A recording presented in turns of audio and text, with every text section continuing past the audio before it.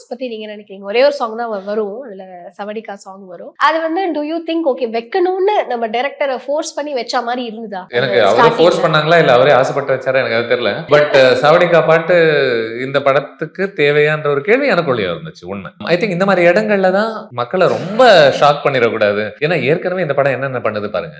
இந்த படம் எடுத்த உடனேவே ஒரு ஹீரோடைய ஒரு மனைவி சரி எனக்கு ஒண்ணு பிடிக்கல நான் போயிட்டு வரேன் அப்படின்னு சொல்லக்கூடிய ஒரு கதாபாத்திரமா இருக்கு. ரெண்டாவது அறிமுக காட்சியில ஒரு ஹைப்பும் ஒன்றும் கிடையாது. உங்களுக்கு அப்படியே ஸ்லோமோல பில்டப் பண்ணிட்டு அர்ஜுன்றவன் யார் தெரியுமா, அவன் எங்க இருந்து வருவான் தெரியுமா, அவன் வந்தா நீ இங்க இருப்பியா, அந்த மாதிரி பில்டப்லாம் ஒன்றும் பண்றது இல்ல.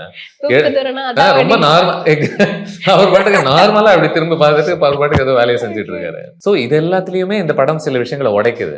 இன்ட்ரோ சாங் கூட இல்லாம அந்த அளவுக்கு போகணுமா அப்படின்ற ஒரு முடிவுனால வச்சிருப்பாங்கன்னு நினைக்கிறேன். பட் ஒரு பார்வையாளராக எனக்கு I don't think it did much. I think அந்த பாட்டுல வர 5 நிமிஷத்தை இன்னும் இவங்களுடைய உறவுல செலவழிச்சிருந்தா நான் இன்னும் கொஞ்சம் சந்தோஷப்பட்டிருப்பேன் நினைக்கிறேன்.